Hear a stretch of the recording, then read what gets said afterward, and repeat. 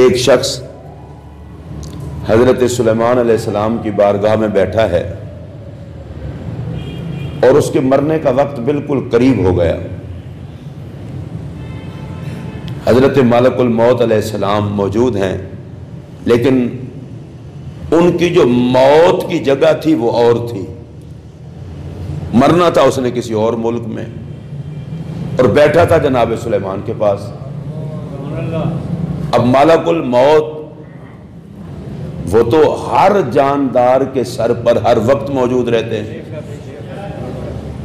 حضرت ملک الموت علیہ السلام کے سامنے ساری کائنات کی روحوں کا عالم یہ ہے کہ جیسے بندے کے سامنے کوئی برتن نہیں رکھا ہوتا،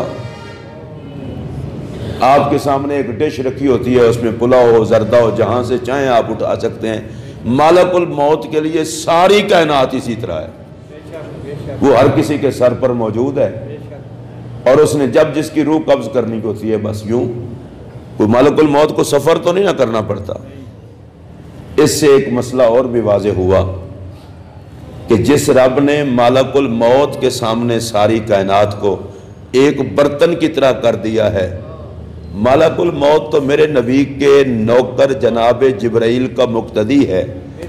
جس نبی کے خادم جناب جبرائیل کے مقتدی کے سامنے کائنات یوں ہے، محمد عربی کے سامنے کائنات کیسے ہو؟ اللہ تبارک و تعالیٰ نے تو ملک الموت نے دیکھا کہ یہ تو ادھر بیٹھا ہے، مرنا اس نے ادھر ہے۔ وہ بندہ گھبراتا ہے اور گھبرا کے حضرت سلیمان علیہ السلام کو کہتا ہے، حضور میں اپنی وہاں جانا چاہتا ہوں، آپ ہوا کو حکم دیں اور مجھے وہاں چھوڑ دیں۔ کیونکہ ہوا حضرت سلیمان علیہ السلام کے تابع تھی۔ آپ نے حکم دیا اور ہوا نے وہاں پہنچا دیا، اور جس وقت پر اس نے وہاں مرنا تھا اسی جگہ پر موجود تھا۔